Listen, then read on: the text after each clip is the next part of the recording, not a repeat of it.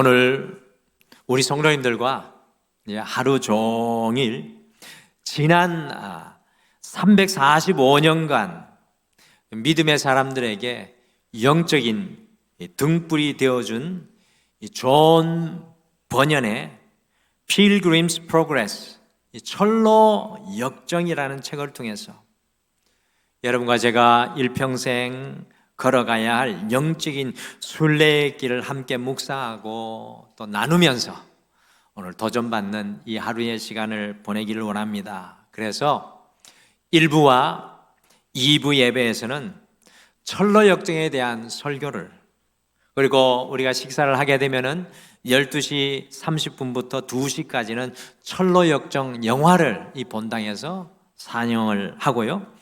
그리고 2시부터 양육부 주관으로 철로 역정 북 콘서트를 하면서 5분의 발표자가 이 철로 역정을 읽고 그 내용을 우리에게 전해주는 아주 특별한 시간을 가질 겁니다. 또한 추수 감사절을 맞이하는 한 주간 동안 철로 역정과 감사라는 주제로 특별히 새벽 기도회가 진행될 것입니다. 그래서 이번 한 주 추수감사절까지는 우리가 철로 역정에 깊이 같이 빠지겠습니다. 그래서 먼저 우리 철로 역정의 인사로 앞뒤 좌우분들과 함께 인사하실까요? 이렇게 인사하시죠. 끝까지 믿음으로 완주하십시오. 같이 인사하시죠. 끝까지 믿음으로 완주하십시오. 아멘. 이 철로 역정의 저자인 존 버년은요, 1600년대 순수한 신앙을 지켜나가려고 했던 영국의 이 청교도 시대의 사람으로 1628년 런던에서 1시간 정도 떨어진 곳인 베드포드 근처인 엘스토우의 가난한 댐장의 아들로 태어난 사람이 바로 존 버년입니다. 당시 영국 국교의 피팍이 매우 심하였던 때라 영국의 성공회죠, 국왕이 주도하는 영국 국교의 피팍이 개신교들을 향해서 매우 심하였던 때인지라 이 복음적인 설교를 하는 것, 특별히 개신교들이 복음적인 설교를 하는 것을 금하는 법령을 발표했습니다. 존 버년은 이것을 그러나 어기고요, 농장에서 사람들에게 설교하다가 체포가 되어가지고 나는 전도하지 않겠습니다, 이 말 한마디면 감옥에서 벗어날 수 있었는데 나는 복음을 전하지 않을 수 없습니다 라는 사도 바울과 같은 고백으로 인해서 무려 12년간이나 감옥 생활을 하였습니다. 그런데 여러분들, 철로 역정은 바로 그 감옥에서 12년간의 그 옥고 속에서 존 버년이 만들어낸 것이 바로 철로 역정이라는 책이었는데요, 이것이 1678년에 출판된 이후에 성경 다음으로 제일 많이 읽히는 베스트셀러, 그 다음에 끊임없이 읽히는 스테디셀러로 사람들에게 알려지고 자리를 잡았습니다. 여러분들, 우리나라에 1885년에 조선시대 말기에 아펜젤로와 언더우드 선교사님이 인천의 제물포항으로 도착을 해가지고 우리 한국 이 조선 땅에, 대한민국 전에요, 조선 땅에 개신교 선교가 본격적으로 이 땅에서 시작이 되었는데 1885년 두 선교사님이 도착한 지 10년 만인 1895년에 캐나다에서 온 제임스 게일 선교사님에 의해서 아직 성경 전체가 번역되기도 전이고요, 그냥 쪽복음만 번역되었던 바로 그때 번역되었던 책이 바로 이 철로 역정이었습니다. 앞에 보는 것이 1895년 한국어로 번역된, 우리나라 사람이 번역한 것이 아니라 캐나다 선교사님 게일 선교사님이 번역한 철로 역정입니다. 여러분들, 이렇게 탄생한 이 철로 역정을 읽고 제일 먼저 기독교인이 된 사람이 1907년에 평양 대부흥을 일으켰던 길선주 목사님이셨습니다. 그리고 3년 후 당시에 우리나라가 일본으로 나라가 기울어 가기 시작했을 때 이 나라를 살리고자 젊은 사람들이 독립운동을 일으켰는데 그 사람들이 잡혀가지고 한성 감옥에 몇 분들이 청년 독립운동가들이 잡혀서 갇히게 되었는데 바로 그 순간에 누군가가 이 성경과 철로 역정을 감옥 안에 집어넣어 주었습니다. 이때 이 철로 역정을 읽고 난 이후에 깊은 감명을 받아서 그 감옥 안에서 청년들이 독립운동 하시던 분이 집단 회심이 일어나 크리스찬이 되었는데요. 그 중에 한 분이 월남 이상재 선생님이었고 또 이승만 박사님이 그 젊은 청년단 무리에 철로 역정을 읽고 변화되는 역사가 일어났습니다. 그만큼 이 철로 역정은 전 세계 크리스찬뿐만 아니라 우리나라에도 영향력을 크게 미친 책입니다. 여러분들 철로 역정을 가장 많이 사랑하였던 설교자가 있습니다. 우리나라 설교자가 아니라 찰스 스펄전, 설교의 황태자라고 불리는 찰스 스펄전 목사님이 자기 스스로가 고백하기를 철로 역정을 가장 사랑하는 목사님이었는데 이 분이요, 그 철로 역정을 얼마나 사랑했으면 내가 철로 역정을 최소한도 100번은 읽었을 것이며 내 혈관을 돌고 있는 피는 철로 역정이다라고 그런 고백을 하였습니다. 한국의 오래전에 유명한 부흥사 이성봉 목사님 역시도요, 전국을 돌면서 이 철로 역정을 가지고 영성 부흥회를 개최할 정도였습니다. 여러분들 철로 역정은 읽어보시면 사실 오늘날을 살아가는 우리 그리스도인들, 제가 권사님들하고 성경공부를 하면서 권사님들의 신앙적 고민을 많이는 듣지 못했지만 이렇게 듣고 개인적으로 만나서 고민을 듣게 되면 그분들의 질문들이 다 이 철로 역정의 이야기 속에 담겨 있다라는 생각을 하게 되었습니다. 그래서 우리의 영성에 있어서 너무나 귀중한 책입니다. 여러분들 읽으셨나요? 목사님 오늘 무슨 이야기를 하세요? 라고 하시는 분들은 안 됩니다. 우리 철로 역정 다 읽으셔야 되는데 한 번 목사님 읽었는데요, 여러분들 10년 전에 읽은 건 다 나은 거예요. 5년 전에 읽은 것도 다 떠난 거고. 그럼 어떻게 해야 되겠습니까? 목사님 지금 안 읽었는데 설교 듣지 말고 나가요? 그러지 마시고 우리 교역자들에게 책이 없는 분은 다시 신청을 하세요. 여러분들 사셔서 정말 일평생 옆에 놓고 100번을 읽어도 좋은, 성경과 더불어 100번을 읽어도 좋은 너무나도 귀한 영적인 것을 전해주는 책입니다. 그래서 기경 46번째 시간인 오늘은 우리가 기경해야 할 철로 역정의 영성이라는 제목으로 철로 역정이 우리에게 전해주는 우리가 여러분과 제가 기경해내야 할 영성을 함께 마음속에 품으시고 우리의 삶에 적용하기를 원하고 그것을 더 넓혀서 묵상하기를 원합니다. 첫째, 여러분과 제가 기경해야 할 철로 역정의 영성은 십자가의 구원의 영성입니다. 십자가의 구원의 영성.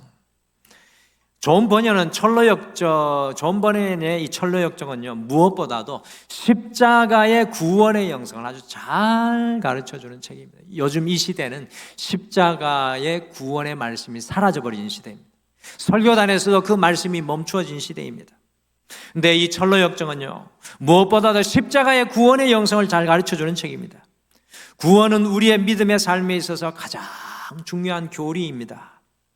이 철로 역정의 주인공인 크리스찬은 본래 이름이 그레이슬리스, 원래 은혜를 모르는 사람이었는데 멸망의 도시, 옛날에 번역에는 장망성이라고 불렀습니다. 장차 망할 도시.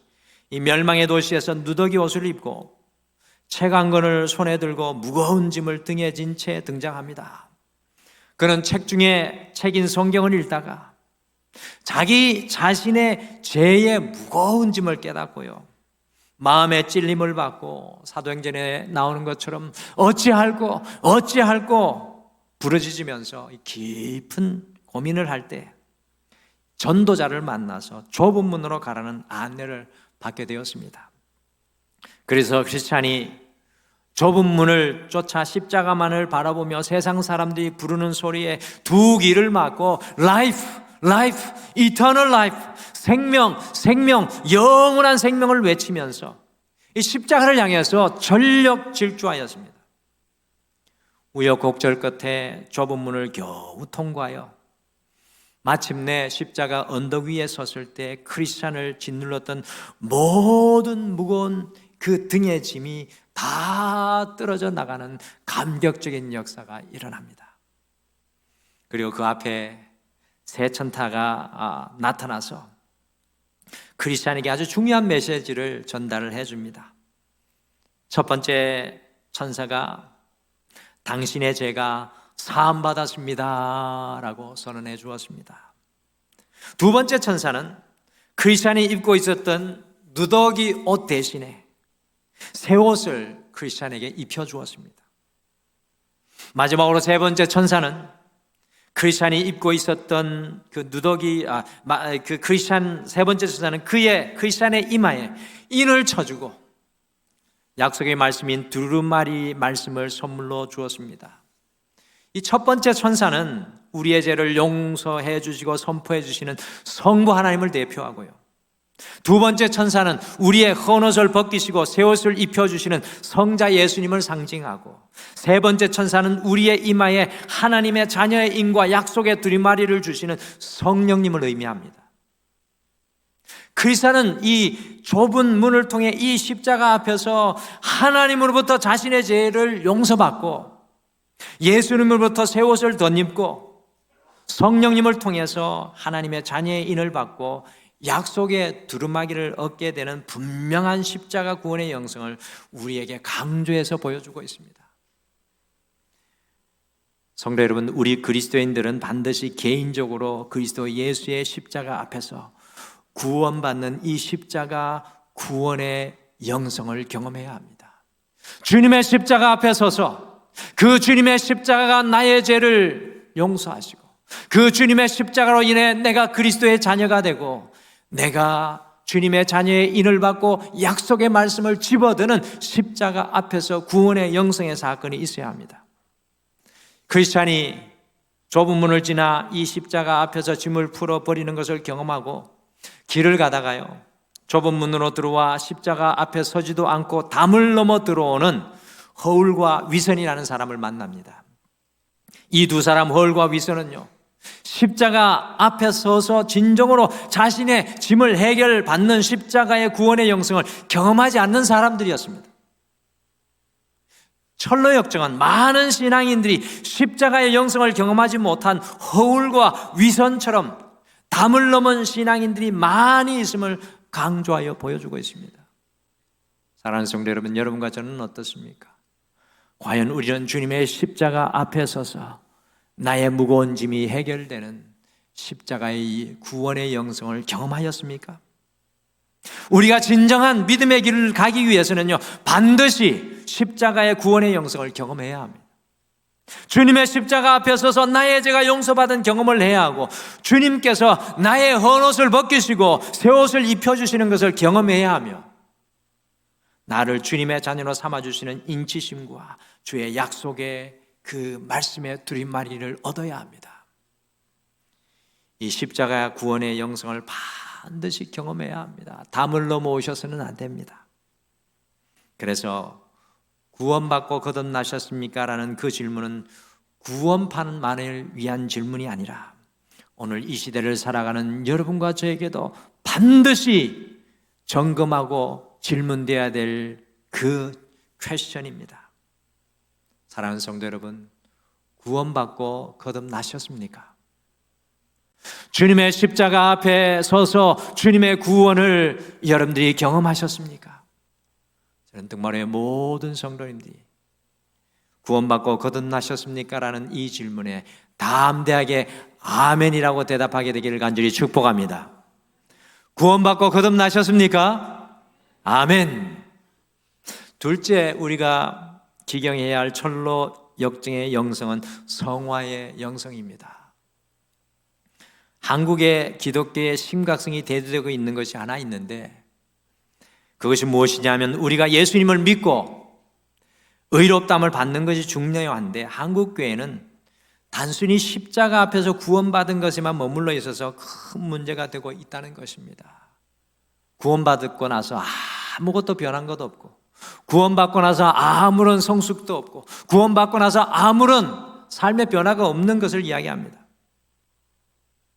여러분들 철로 역정의 순례길의 지도를 보시면 주보 한번 여기에 보여주시는데 자세히 안 보실 건데, 주보를 보시면 저기 우리 새벽기도 안내 뒤에 보시면 철로 역정의 순례길 지도가 있습니다. 거기에 보시면 매우 흥미로운 사실이 하나 있는데 3번인 좁은 문을 지나서 5번인 십자가 앞에 구원의 영성의 체험은 겨우 철로 역정의 노정의 5분의 1인 20%의 노정밖에 되지 않습니다.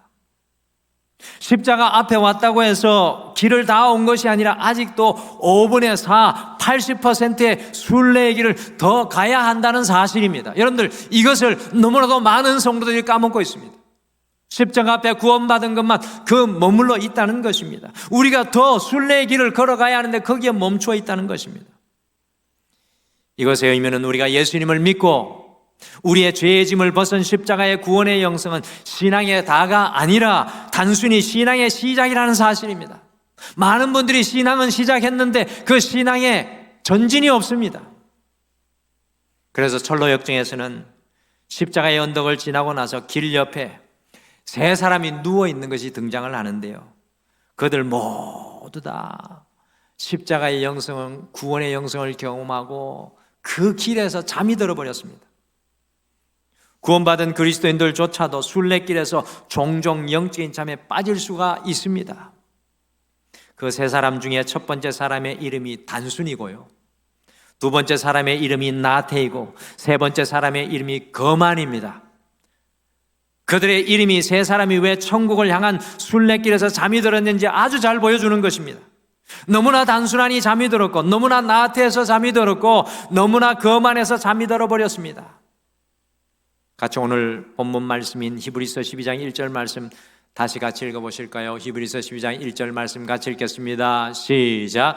이러므로 우리에게 구름같이 둘러싼 허다한 증인들이 있으니 모든 무거운 것과 얽매이기 쉬운 죄를 벗어버리고 인내로서 우리 앞에 당한 경주를 하며, 아멘. 모든 무거운 것과 얽매이기 쉬운 죄를 벗어버리는 것이 여러분들 신앙의 끝입니까? 그렇지 않습니다. 12장 1절 후반절에서는 인내로서 우리 앞에 당한 경주를 하며 라고 권면합니다. 인내로서 우리 앞에 당한 믿음의 경주를 달려나가야 된다는 겁니다.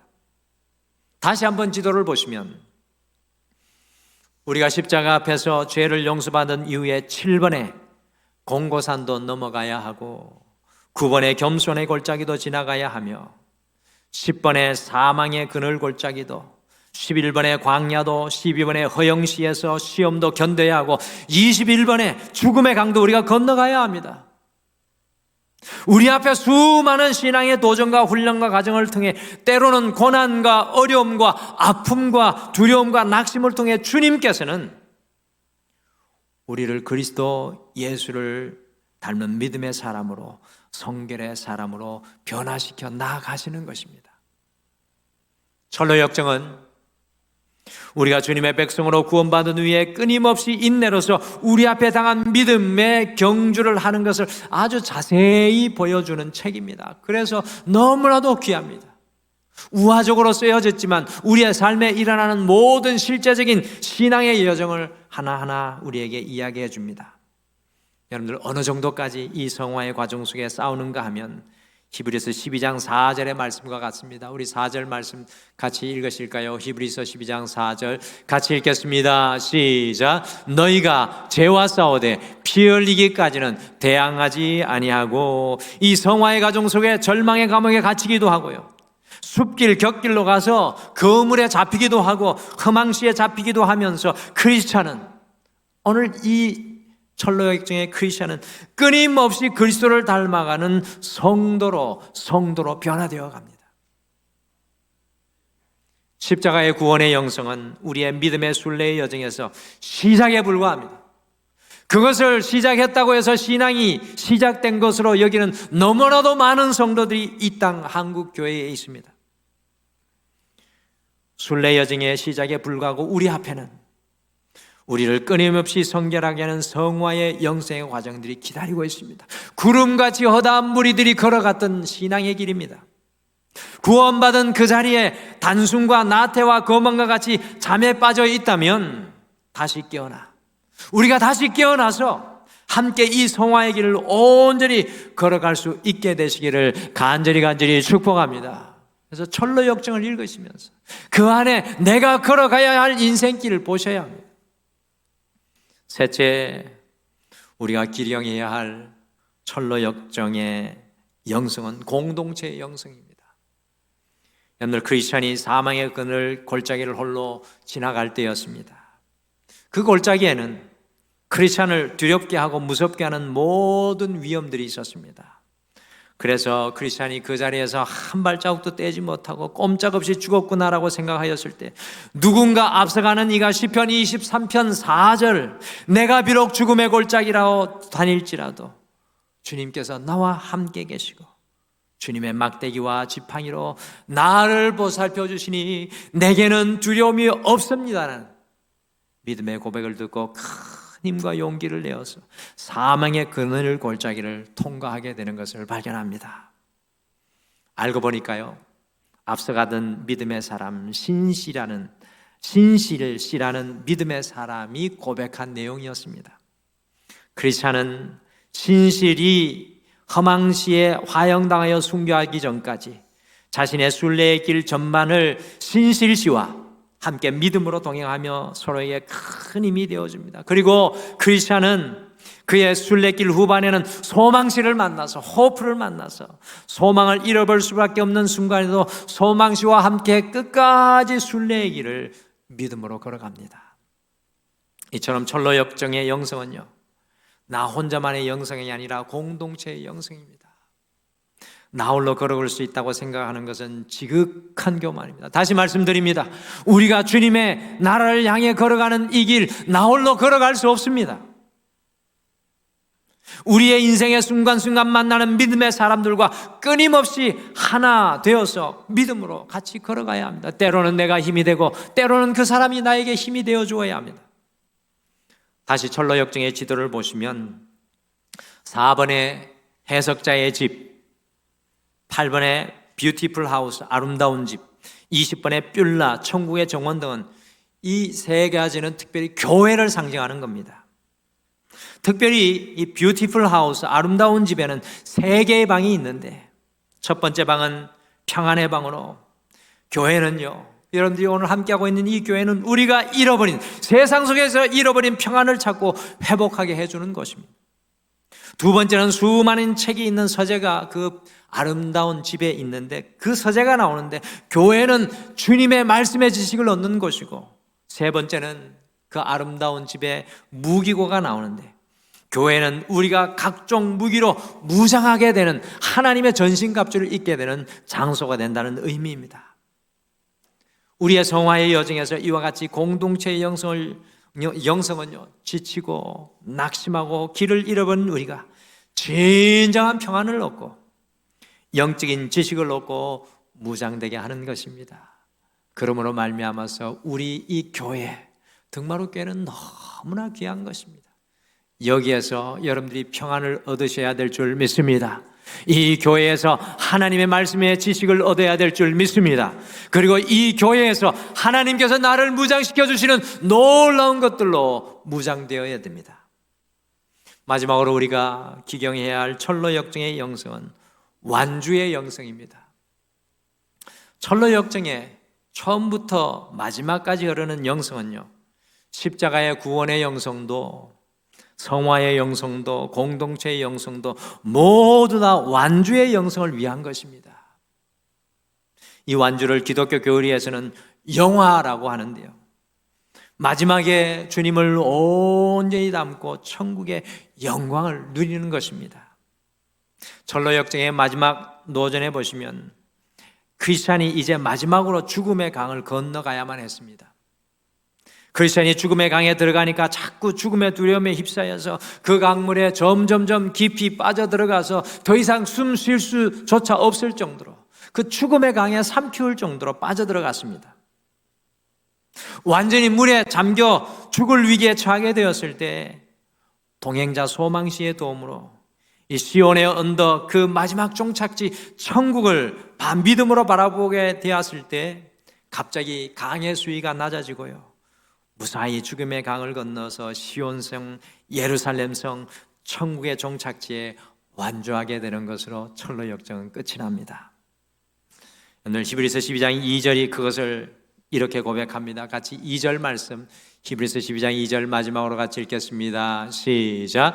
믿음의 주여 또 온전하게 하시는 이인 예수를 바라보자. 그는 그 앞에 있는 기쁨을 위하여 십자가를 참으사 부끄러움을 개의치 아니하시더니 하나님 보좌 우편에 앉으셨느니라. 아멘. 여러분들 1982년에 있었던 일인데, 그때 마라톤이 미국 뉴욕에서 개최가 되었습니다. 그 뉴욕 마라톤은 단순히 선수뿐만 아니라 일반인들도 함께 뛰는 최초의 마라톤이 되었습니다. 그때 뉴욕에 주립대 대학생 린다 다운스라는 여성이 이 마라톤을 신청하였습니다. 이 여인은 내성마비를 앓고 다리를 절고 걷는 것조차 힘든 그런 여인이었습니다. 그런데 마라톤을 참석한다는 소리를 듣고 주위의 모든 사람들이 어떻게 네가 마라톤을 할 수 있겠냐며 만류에 또 만류를 하였습니다. 그럼에도 불구하고 자기와 같은 사람도 마라톤에 참석할 수 있다는 모범을 보이고 싶어 몇 달 전부터 린다 다운스는 연습을 했습니다. 그리고 드디어 아침에 출발을 하여 뉴욕 센트럴 파크에 12시간 넘으니까 거의 모든 사람들이 다 완주하여 들어오고, 1시, 2시가 되니까 늦게 오는 사람들도 다 완주를 하고, 저녁 5시가 되니까 마라톤을 취재하던 기자들도 다 퇴근하여 버리고 말았습니다. 그런데 누군가가 방송국에 전화를 걸어 마라톤이 아직 끝나지 않았습니다. 누군가가 허드슨 강을 끼고 뛰어오고 있습니다. 그녀는 바로 린다 다운스였습니다.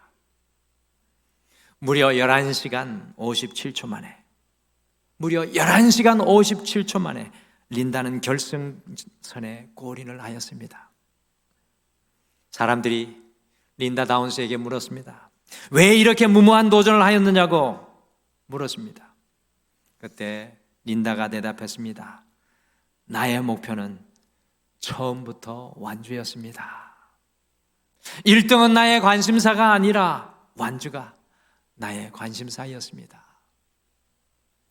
사랑하는 성도 여러분, 그렇습니다. 철로 역정은 끝까지 주님을 바라보며 완주하는 크리스찬의 이야기입니다. 그런데 신앙은 하나님 앞에는 1등이 없습니다.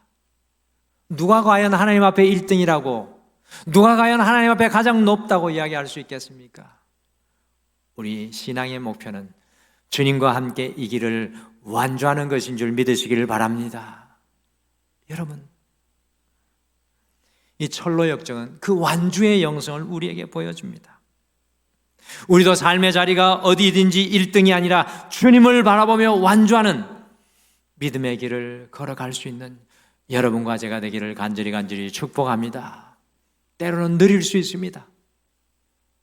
때로는 크리스찬처럼 곁길로 빠질 수 있습니다. 그래서 거물에 잡힐 수도 있고 절망의 감옥에 갇힐 수도 있습니다. 그러나 끝까지 우리가 주님을 바라본다면 주님께서 우리를 완주하게 하실 줄 믿습니다. 오늘은 우리가 믿음의 순례길에서 무엇을 기경해야 할지 마음속에 품습니다. 여러분과 제가 이 신앙의 길을 가면서 무엇을 기경해야 하겠습니까? 우리가 기경해야 할 영성은 십자가의 구원의 영성입니다. 혹시 이 자리에 아직도 주님의 십자가 앞에 한 번도 서보지 못했던 분이 계신다면 여러분들 주님의 십자가 앞에 서기를 간절히 소망하십시오. 끝까지 그리스도 예수를 닮아가는 성화의 영성을 기경해야 합니다. 멈춰진 나의 영적인 삶을 다시 한 번 더 주님 앞에 맡겨드리며 주님과 걸어가십시오.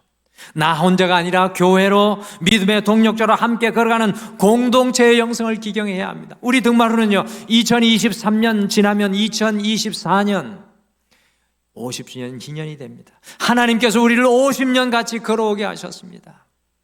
50년이 넘어서서 우리는 더 힘있게 걸어가야 될 줄 믿습니다. 공동체의 영성을 기경해야 합니다. 여러분들 1등보다 끝까지 이 길을 걸어가는 완주의 영성을 기경해야 합니다. 여러분들 기억하시죠? 신실 씨는 주님 앞에 순교했습니다. 짧은 인생이 되었습니다. 그러나 크리스찬은 소망 씨와 함께 마지막 순간까지 걸어갔습니다. 어떤 이는 짧은 인생, 어떤 이는 긴 인생이지만 주님 앞에 완주하는 것이 중요합니다.